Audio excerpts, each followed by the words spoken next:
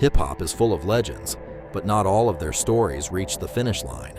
Some were taken too soon, others lost their way, and a few watched their careers collapse under the weight of controversy.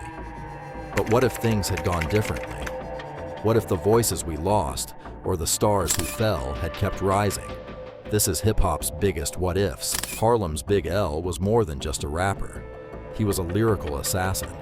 His punchlines and wordplay set him apart in the 90s underground, earning respect from Nas, Jay-Z, and Fat Joe. His debut album, Lifestyles of Da Poor and Dangerous, showed flashes of greatness, but it was his freestyles and street tapes that made him legendary. Producer Diamond D once recalled a freestyle where Big L went toe-to-toe with Jay-Z and said L actually bodied him. That's the level of skill we're talking about. Fat Joe has spoken about working with Big L on the track Enemy, and he's praised L as one of the greatest lyricists to ever come out of Harlem. Big L would have been a giant in the game.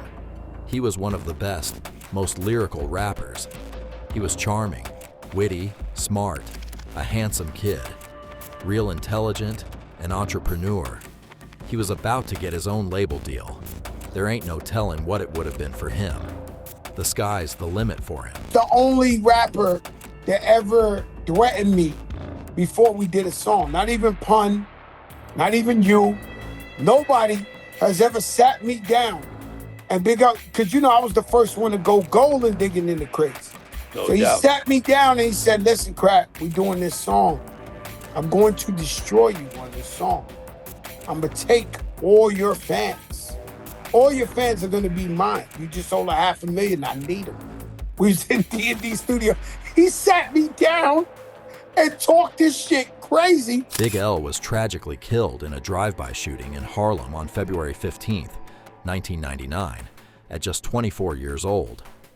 His murder remains unsolved, and while there were rumors of street ties and possible retaliation linked to his brother's affiliations, Big L himself wasn't known for major rap beefs before his death. If he had lived, many believe he would have stood alongside Nas and Jay-Z as one of New York's greatest lyricists, reshaping East Coast hip-hop in the 2000s. While the case of Big L's murder remains unsolved, the same can't be said for this next rapper, Nipsey Hussle. Nipsey Hussle's story was different. His killer was found, convicted, and sentenced. Yet even with justice served, the loss of Nipsey was devastating. Because he wasn't just a rapper, he was a visionary whose marathon inspired a generation. Nipsey wasn't just building a career, he was building a movement. He opened businesses in his own neighborhood, creating jobs and opportunities where they were needed most. Snoop Dogg and countless others recognized him as a leader, not just an artist. He always referred to himself as the Tupac of his generation. You knew both of them. So is that an accurate comparison? I think it's very accurate because the spirit that Nipsey had was the spirit Tupac had as far as like being up close and personal with the people, and just trying to give back.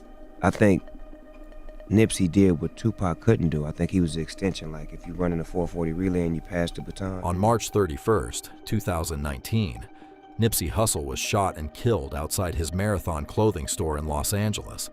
His killer, Eric Holder, was arrested within days, convicted of first-degree murder, and sentenced to 60 years to life.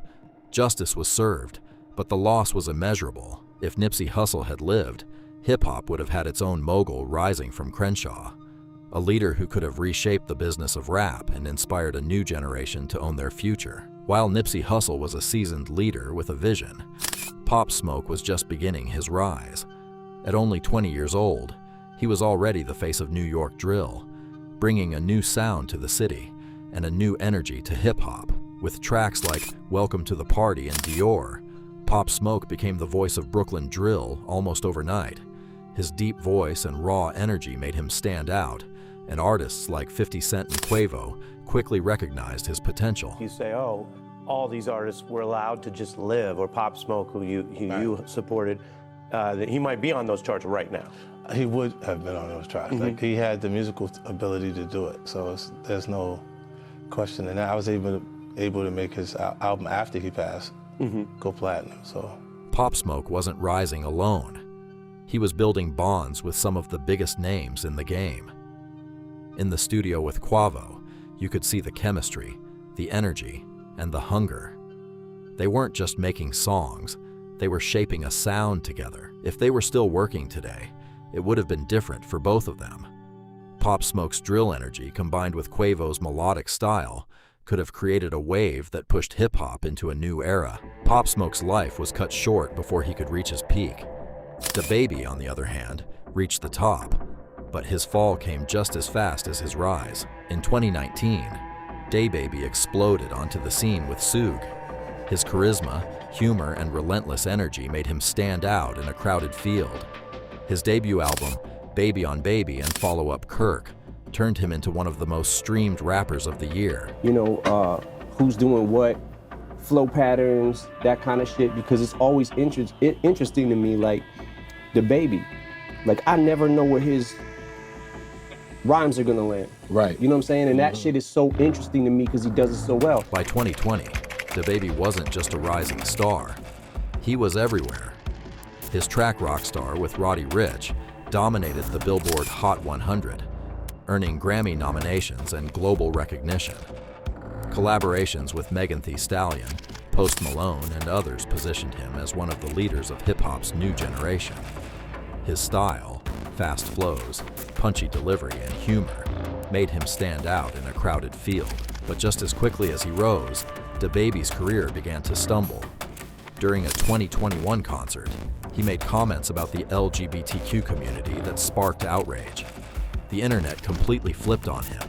Fans, media, and even fellow artists condemned his remarks. If you didn't show up today with HIV, AIDS, or any of them deadly sexually transmitted diseases that'll make you die in 2 to 3 weeks, then put your cell phone lighter up, he told attendees. Ladies, if your smell like water, put your cell phone lighter up.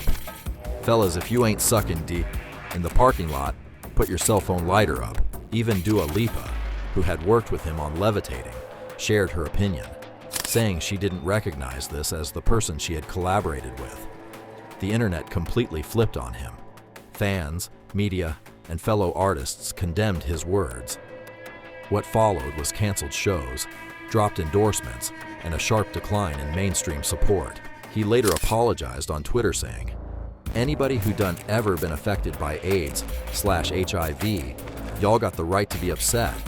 What I said was insensitive, even though I have no intentions on offending anybody. So my apologies." The controversies didn't end there. As his fame grew, so did his ego. And at another concert in 2020, he was caught on camera slapping a woman in the crowd. The video quickly went viral, sparking outrage across social media. Fans booed him at the venue, and the incident added fuel to the growing criticism of his behavior. DaBaby later apologized, saying he hadn't realized it was a woman because of the phone's flash, but by then the damage was already done, and the backlash only deepened. I do sincerely apologize, I do. I'm very sorry that there was a female on the other end of that flashlight on that phone. But keep in mind, I couldn't see you because you got the flash this close to me, which is okay, it's no problem. A lot of people did. They didn't put it as close as you put it, but a lot of people had flash on me, and that's okay, that's what I signed up for. That's the risk I take when coming to, put on the show for my fans. It's dangerous, I'm blindsided. Cool, fuck it, I'm with that. Yikes. This dude seems to have a history of aggression and abuse towards people. He assaults someone every week, and this is the only time he apologizes. And it's because it was a female on the other end. DaBaby's rise was fast, and his talent undeniable. But his controversies, from offensive comments to public incidents, shifted the spotlight away from his music. Fans didn't like that attitude, and even with apologies, the backlash left a lasting mark.